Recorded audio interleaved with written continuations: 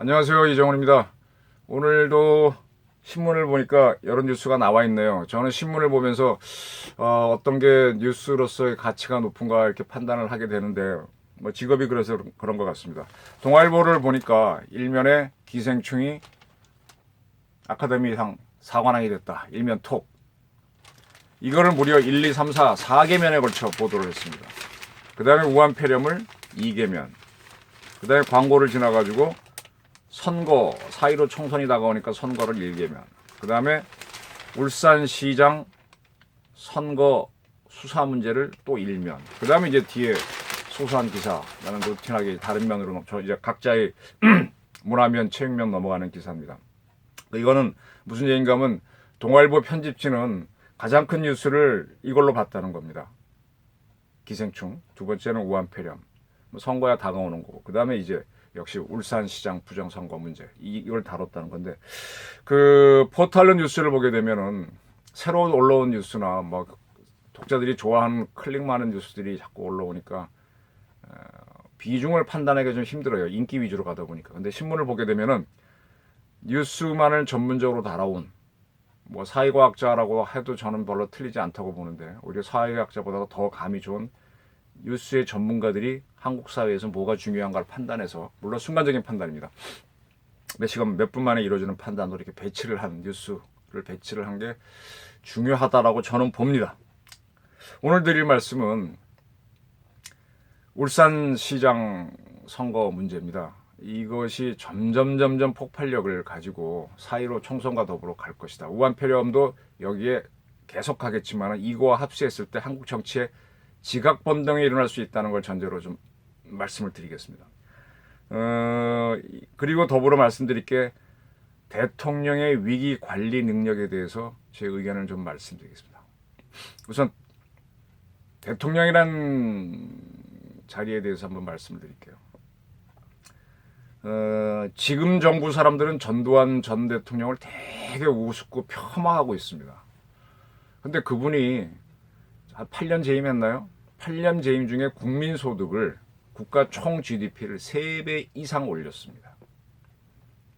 3배 이상. 8년 사이에 3배 이상 올린 거 박정희가 했나요? 잘 모르겠네요.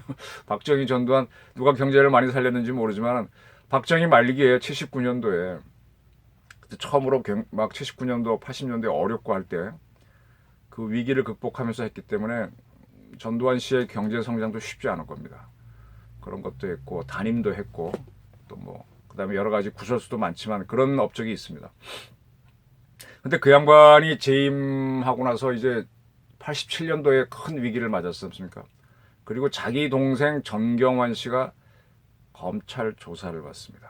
그러면서 나중에 이제 그 정부가 끝나고 난 다음에 50 청문회에서 큰 이슈가 되는 문제인데, 자기 친동생이 조사를 받는데 전두환 씨가 가타부타 얘기를 하지 않았어요.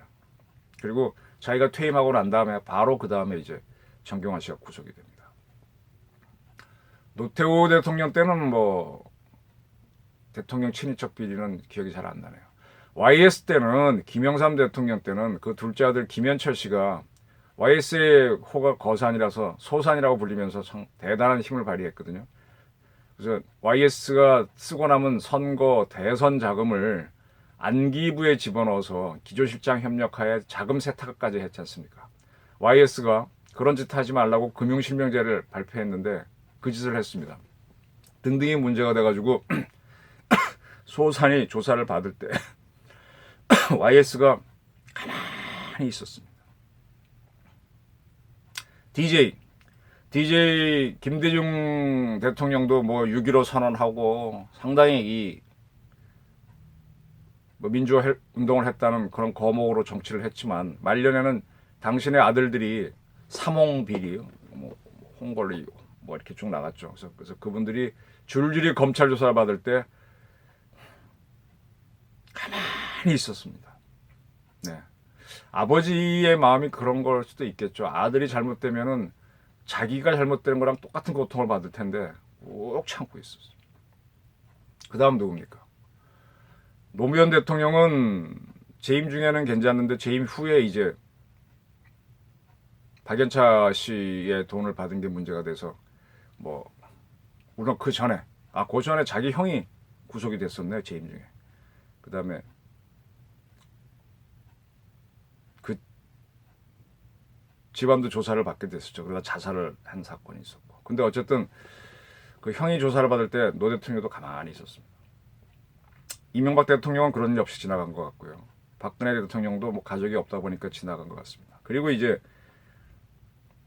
문재인 정부 들어서 말기도 아닌 상태에서 조국 씨 사건이 터졌을 때 뭐라 그랬죠? 마음에 빚이 있다 그랬나요? 대통령이 그런 한마디를 하는 걸 보면서 이분이 위기 관리를 할 수 있는 사람인가? 아니면은 마음이 여린 사람인가? 마음이 여린 사람이면 위기 돌파를 못할 텐데라는 저는 약간의 염려를 하고 있습니다. 이거는 단순히 그분의 문제가 아니라 대한민국이 위기 대처 능력이 없을 수도 있다라는 생각을 하고 바라보고 있습니다. 자, 이제 다시 돌아가겠습니다. 그 울산시장 선거 사건, 네, 여기서 보게 되면은 여러 가지 이야기가 있는데 우선 뭐 그 검찰총장은 헌법 질서에 따라서 공정하게 선거에 대비해라라고 지시를 했고 그게 끝나고 난 다음에 광주지검장이 서울지검장을 대해서 한마디 했답니다. 그 사인을 안 한 거에 대해서 3차장인가 4차장이 대신한 거에 대해서 이럴 수가 있느냐라고 이렇게 퍼붓다는데 이게 이제 검찰의 분위기겠죠. 이게 검찰의 분위기겠죠. 지금 검찰이 잘하고 있고 잘못하고 있고 떠나가지고 우선 검찰이 지금 수사권을 행사하면서 지금 강력한 힘을 발휘하고 있습니다. 저는 누차 말씀드렸지만 수사는 경찰이 기소는 검찰로 가는 게 맞다고 믿는 사람입니다. 근데 현행법은 검찰이 다 할 수 있습니다. 근데 그런 체제에서 지금 벌어지고 있는 일들인데 근데 수사를 앞으로 해줘야 할 경찰에서 황운하 씨가 상당히 경찰의 수사권 동조를 위해서 외쳐왔던 사람이 기소 대상자가 돼버렸습니다. 이렇게 되면 경찰 수사권 독립을 하기 힘들어지고 또 검찰은 검찰대로 수사권을 뺏기고 또 공수처까지 만든다고 하니까 더 감정적으로 나서는 것도 있겠죠. 네. 이런 것들이 이제 뭐라 그럴까요? 개혁을 할 때는 어떻게 이 플랜을 짜가지고 분명히 반발이 있습니다. 그런 걸 달래가면서 풀어야 되는데 이 정부는 이게 옳다라고 믿고 그냥 밀어붙이다 보니까 곳곳에서 폭발음이 나고 있는 겁니다. 근데 울산시장이 딱 터져갖고 검찰은 잘됐다 하고 덮치는 모양이 돼가지고 모르겠어요. 서울중앙지검장은 윤석열 씨 말대로 사람에게 충성하는 사람인가요? 모르겠습니다. 뭐 어떻게 보실지. 그분은 반대편에 섰는데 전체 검찰은 아닌 걸로 지금 아닌 것처럼 물론 뭐 여기에도 뭐 진급시키겠다고 하게 되면은 제가 누차 얘기했지만 자리를 진급할 수 있는 자리 가고 싶은 탐관 약간의 뭐 선물 같은 거 받는 올인원 많은 거니까 그런 류의 검사들도 나올 수 있다고 보지만 그래도 어쨌든 정의감이 있는 사람들이라면은 휩쓸리지 않고 가는 그런 모양새가 됐습니다. 자, 이런 것들이 우한폐렴 사건이 장기화되면요 경제는 이미 어렵습니다. 저도 뭐 어제 종로 2가 인사동 일대에서 저녁에 친구들하고 술을 좀 마셨는데 그렇게 썰렁할 수가 없네요. 몇 년 전에도 썰렁하고 몇 달 전에도 그랬는데 이제는 아예 손님도 없고 외국인도 없고 가게는 뭐 포장마차 다 접어놓고 이렇게 경기 안 좋은데 우한폐렴까지. 그 우한폐렴은 문재인 정부가 책임을 안 져도 되지만 그 앞에 경기 안 좋아서 쭉쭉 자영업자들 문 닫고 온 거는 누구 책임입니까? 제가 다시 말씀드리겠습니다. 전두환 씨는요. 재임 중에 국민소득을 국가 총 GDP를 3배나 끌어올렸습니다. 뭐를 했든 과거에 그가 뭐를 했든 간에 그러면 이 정부도 그런 성과를 올렸으면은 좀 지지 세력이 있을 텐데 월급쟁이들만 버티고 또 중기업 미아들의 월급쟁이들은 기업들이 망하니까 또 어렵고 자영업자들은 점점 어렵고 뭐 이렇게 되면 나중에 위기가 안 커질까요? 응? 자, 우한폐렴으로 국민들은 불안해한다. 경제는 나쁘다. 그 다음에 이 정부의 실력자들이 선거에 개입했다. 근데 그걸 지키려고 한다. 제가 이제 지난 정부에서 고위공직자 지낸 사람들하고 이렇게 식사를 하다가 물어봅니다. 당신은 괜찮아? 그러면 씩 웃으면서 하는 얘기가 그거예요. 룰을 안 바꾸면 괜찮지 그래요. 룰을 바꾸면은 옛날엔 이거는 문제가 없다고 한 건데 지금 와서 문제가 있다고 하면 나도 뭐 잡혀가겠지 그럽니다. 그 울산시장 사건은요, 어제도 말씀드렸지만은 원세훈 국정원장의 댓글 사건에 이분이 관여했다, 지시했다. 네. 원세훈 씨는 분명히 대북 심리전 차원에서 했다라고 주장할 여지가 있지만,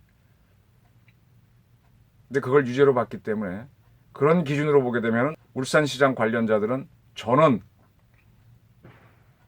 유죄라고 봅니다. 이 룰을 사법개혁을 한다고 하는 현재의 우리 사법부가 또 바꿔버린다면, 네, 그러면 모를까 그대로 유지한다면은 이건 문제가 있다고 봅니다. 네. 이런 것들이 하나하나 이 정부를 압박을 해갈 겁니다. 점점. 여기다 또 줄 서 있는 게 있어요. 지금 월성 1호기 이거 다 고쳐놓은 거를 계속 기간 줄여서 몇 년 더 돌리겠다는 걸 또 이 정부가 세워버렸거든요. 정재훈이라고 하는 한수원 사장. 네, 이 정부에 아주 충성을 하시는 분인데 이런 것들이 겹쳐지고 뭐가 겹쳐지고 또 겹쳐질 겁니다. 이거 어떻게 돌파하실 겁니까? 문재인 대통령. 제가 하나 아이디어 드릴까요? 김정숙 영부인께서 요즘 활동이 거의 안 보이시는데 그 전에 해외 갈 때는 이렇게 눈에 많이 띄었어요. 이럴 때 한번 오셔갖고 지난번 말씀드린 대로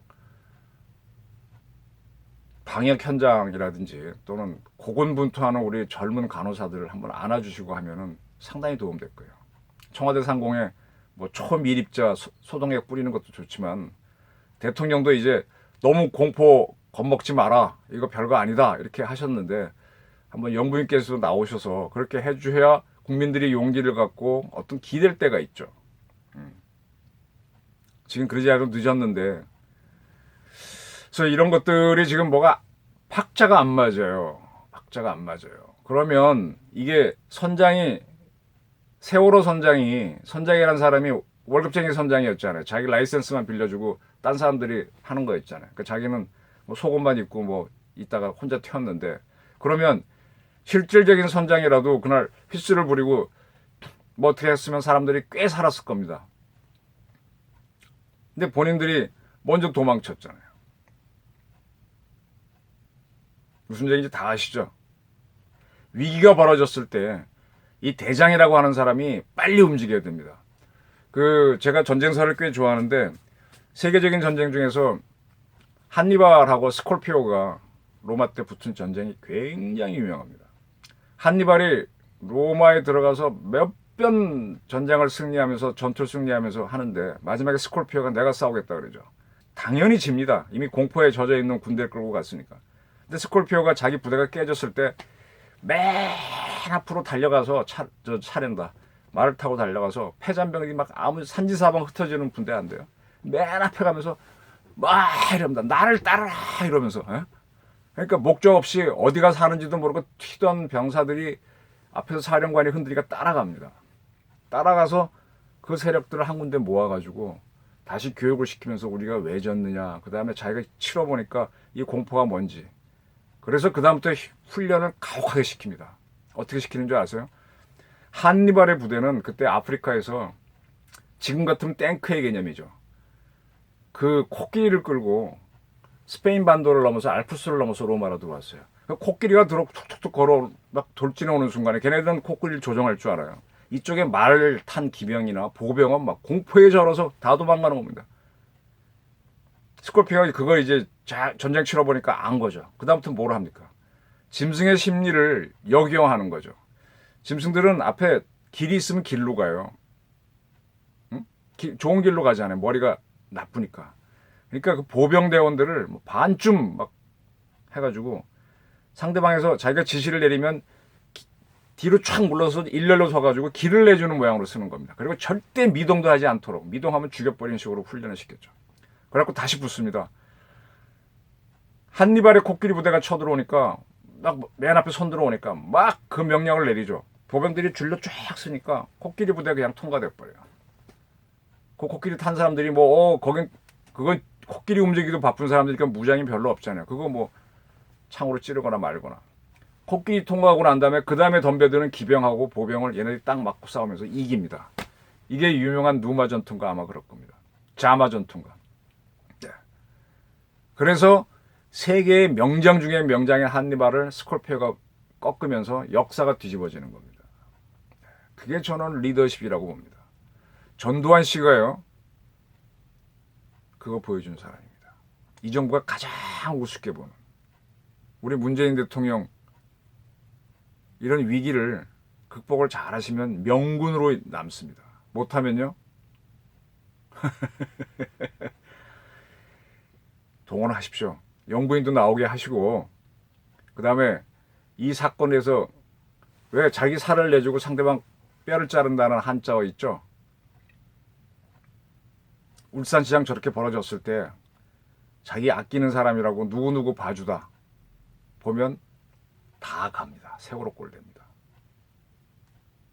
지금 다행히 지금 기생충이 1등을 해주고 해서 잠깐 여론이 환기가 바뀌었을 때가 찬스입니다. 그리고 점점점 이 우한 폐렴이 장기화돼서 경제 어려워지기 전에 지금 특단의 수를 쓰십시오. 특단의 수를. 네. 지금 대통령도 공포다, 공포가 커지고 있으니 문제다 인식은 하셨어요. 상당히 늦었어요. 저보다 늦었어요. 근데 지금 또 이렇게 늦게 한 번 패배하면 아는 거예요. 그걸 두세 번 패배하고 나서 방법 바꾸려고 하면 본인도 공포가 커서 안 돼요. 스콜피오처럼 하십시오. 그렇게 해야만 이 정부도 살지만 대한민국도 삽니다. 같이 동반 추락할 것 같아요. 북한도요. 지금 저러고 있지만 쟤네들은 지금 일체 언론 통제를 하다가 지금 약간 보도를 합니다. 쟤네들도 열심히 막 있지만 쟤네도 같이 붕괴할 거예요. 제 예상입니다. 근데 남북이 거의 운명 공동체로 가더라고요. 둘 중에 하나라도 좀 잘 되는 게 있어야지. 결국은 우리가 통일의 주체가 돼야 되는데 대통령께서 뭐라 그랬어요? 북한의 그 하노이 회담만 잘 되면 모든 경제협력 비용을 대겠다 그랬지 않습니까? 그런 비용을 대려면 여기가 잘 살고 있어야 되는데 지금 이 경제까지 죽으면 뭘 하실 거예요? 그러니까 지금 특단의 대책을 내리셔갖고 대통령이 앞장서십시오. 네. 어떻게 보면 별로 안 좋아하시겠지만 트럼프가 하는 게 하나의 모델이 될 수 있습니다. 위기를 기회로 잡을 때는 정말 필요한 거는 지혜하고 용기입니다. 지혜는요. 대통령 주변에 둘러싸인 그래서 대통령 입에서 조국식 사건이 일어났을 때 마음에 빚이 있다. 그런 연약한 얘기를 할 수 있도록 조언하는 사람들이 아닌 냉정한 정보 전문가. 국정원 활용해 보세요. 제대로. 그런 친구들. 그 다음에 용기는요. 본인이 하는 겁니다. 감사합니다.